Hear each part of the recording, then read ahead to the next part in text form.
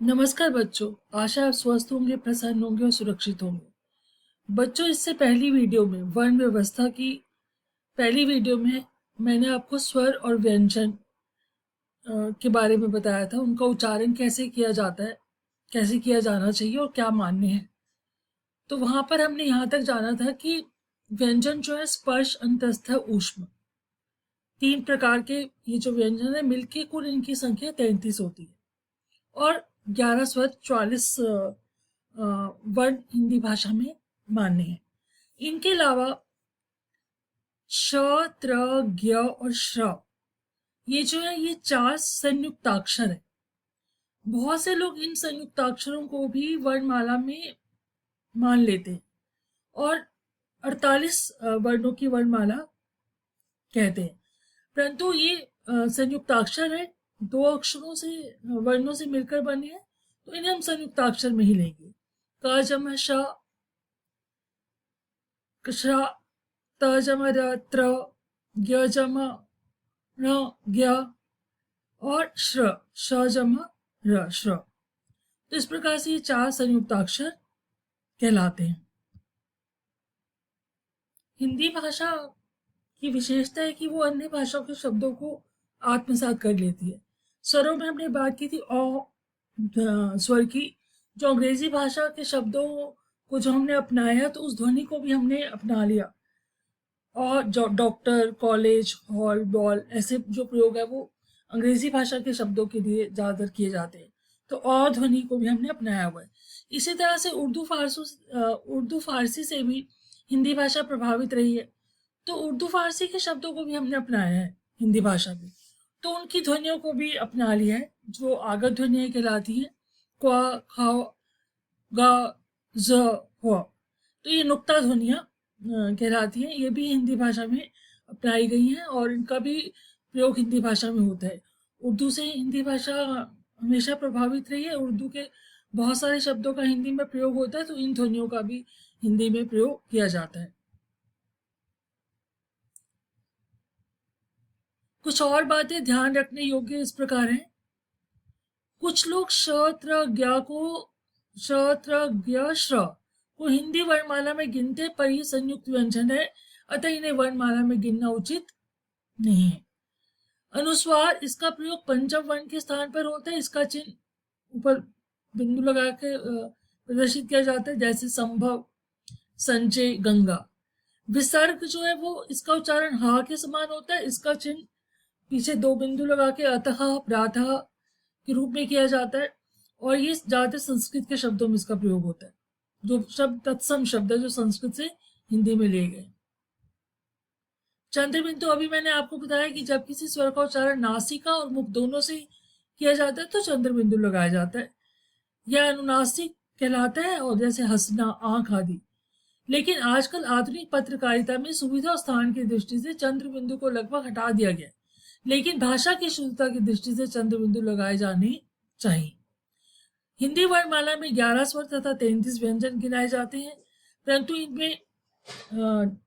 इनमें अढ़ा और अढ़ा तथा अह जोड़ने पर हिंदी के वर्णों की कुल संख्या 48 हो जाती है। अब आपने देखा होगा कि जब हम व्यंजनों को स्वर रहित लिखते हैं तो नीचे एक तिरछी रेखा लगाते हैं जिसे हलंत कहा जाता है। हलंत, जब कभी व्यंजन का प्रयोग स्वर से रहित किया जाता है तब उसके नीचे एक तिरछी रेखा लगा दी जाती है। यह रेखा हल कहलाती है। हलयुक्त व्यंजन हलंत वर्ण कहलाता है, जैसे सतत। यहाँ पे ता के नीचे हलंत लगाए गए, इसमें आ की ध्वनि नहीं है।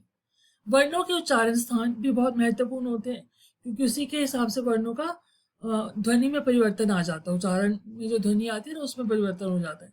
मुख्य जिस भाग से जिस वर्ण का उच्चारण होता है उसे उस वर्ग का उच्चारण स्थान कहते हैं। बच्चों, उच्चारण स्थान के बारे में मैंने आपको पहले भी बताया था। क वर्ग का उच्चारण स्थान कंठ है, इसलिए इनको कंठव्य कहते हैं।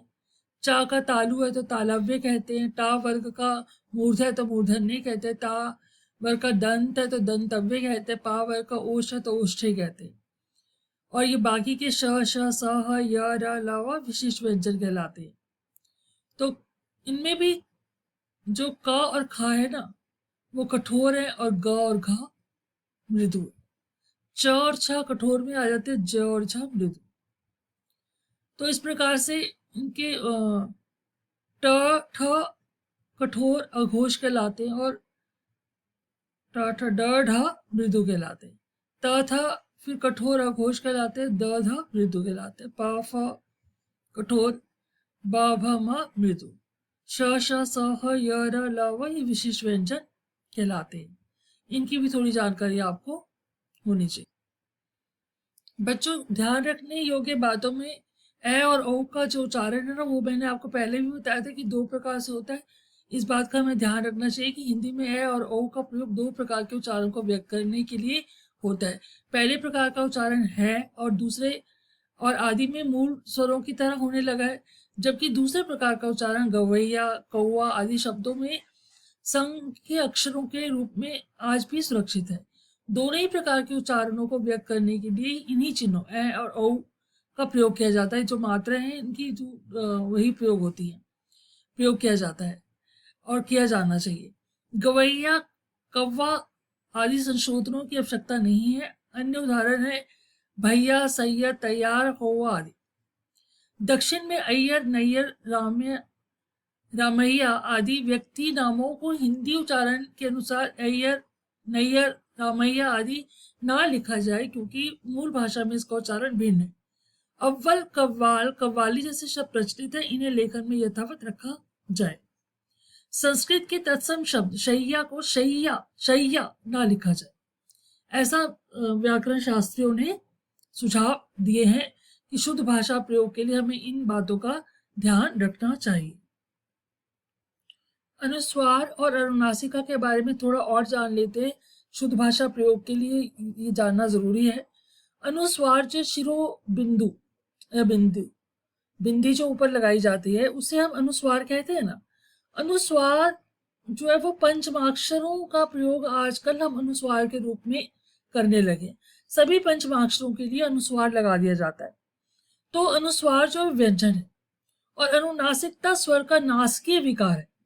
अनुनासिकता मतलब चंद्र बिंदु जो है वो नासकीय विकार कहलाता है। हिंदी में ये दोनों अर्थभेदक भी हैं। अतः हिंदी में अनुस्वार शिरोबिंदु जो रेखा के ऊपर बिंदु लगाई जाती है और अनुनासिकता चिन्ह चंद्र बिंदु दोनों ही प्रचलित रहने चाहिए। दोनों में अंतर है। वो नासिकीय व्यंजन नाक से बोला जाता है, अनुस्वार केवल नाक से बोला जाता है और अनुनासिक जो है वो नाक और गला, कंठ, मुख दोनों से बोला जाता है। तो उनके उच्चारण में भिन्नता है, उस भिन्नता को बनाए रखना चाहिए। परंतु आजकल क्या हो रहा है कि वो टंकन में सुविधा के लिए चंद्र बिंदु का प्रयोग जो है वो होना तकरीबन बंद होता जा रहा है। परंतु जहां जहां संभव हो पढ़ाते समय पुस्तकों में हमें इसका प्रयोग करना चाहिए भाषा की शुद्धता के लिए। अनुस्वार संस्कृत शब्दों का अनुस्वार अन्य वर्गीय वर्णों से पहले यथावत रहेगा, जैसे संयोग, संरक्षण, संलग्न, संवाद, कंस आदि। संयुक्त व्यंजन के रूप में जहां पंचम वर्ण पंचमाक्षर के बाद स्वर्गीय शेष चार वर्णों में से कोई वर्ण हो तो एक रूपता और मुद्रण लेखन की सुविधा के लिए अनुस्वार का ही प्रयोग करना चाहिए। अगर का वर्ग का ही कोई व्यंजन है वहां पर तो अनुस्वार का प्रयोग किया जाना चाहिए, यह मान्य हो गया। गंगा, चंचल, कंजूस, कंठ, ठंडा, संत, संध्या, मंदिर, संपादक, संबंध आदि इन सब में हम वो प्रयोग कर सकते हैं क्योंकि इनके जो अगले जो व्यंजन है वो उसी वर्ग के। परंतु जब ये व्यंजन उस वर्ग के नहीं होंगे तो हमें उसका आधा रूप लिखना पड़ेगा।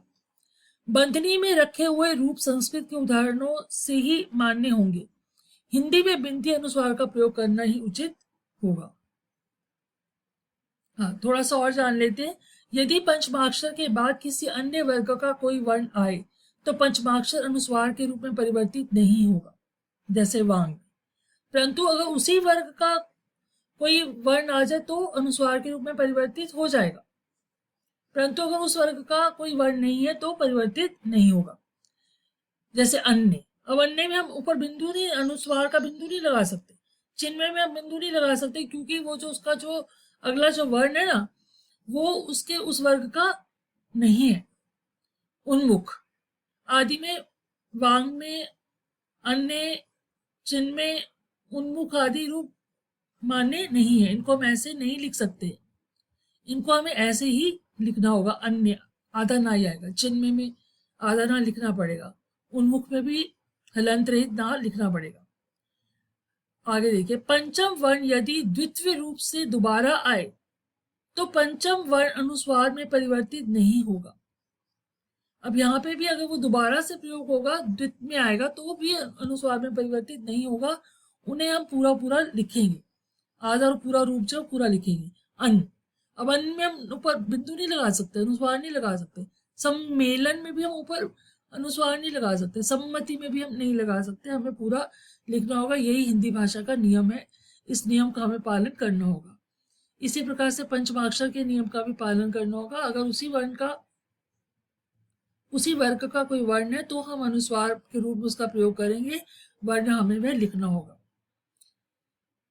अब यहाँ पे देख लीजिए, इसी प्रकार से अन, सम्मेलन, सम्मति ये रूप मान्य नहीं है, इन्हें स्वीकारा नहीं गया है।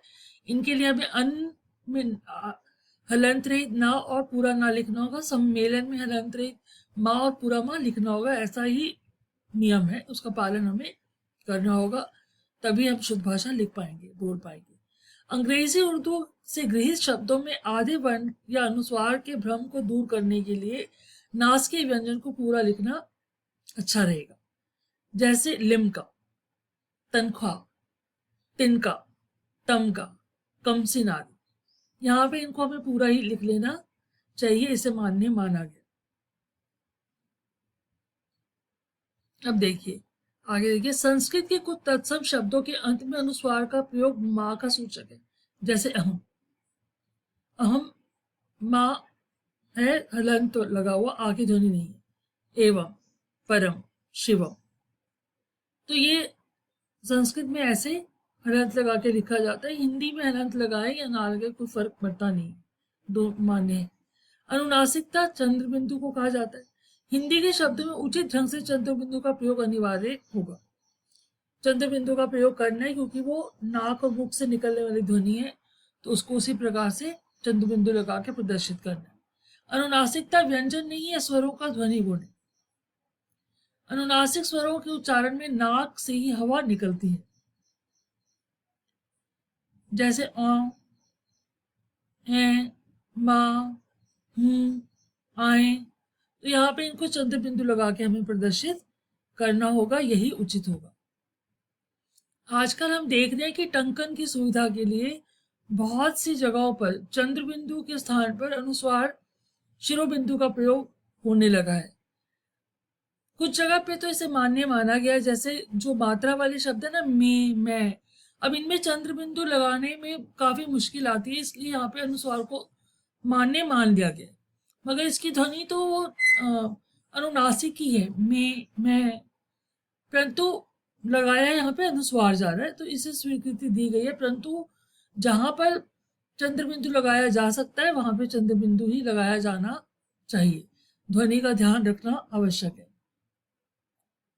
अब जैसे छोटे बच्चों की जो प्रवेशिकाएं हैं, पुस्तकें जो हैं उनको सिखाने के लिए, उनमें चंद्र बिंदु का उच्चारण अभिष्ट हो, वहाँ मोटे अक्षर में उसका यथास्थान सर्वत्र प्रयोग किया जाना चाहिए, जिससे बच्चे बचपन से ही उस अंतर को जान सके। कहाँ, हंसना, आंगन, संवारना, में, मैं, नहीं आदि, तो यहाँ पे विशेष ध्यान दिया जाना चाहिए।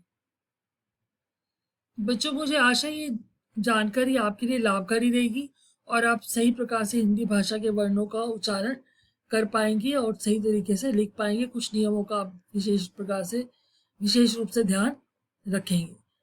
तो आज के लिए इतना ही। धन्यवाद बच्चों, नमस्ते, खुश रहें, प्रसन्न रहें, सुरक्षित रहें। नमस्ते।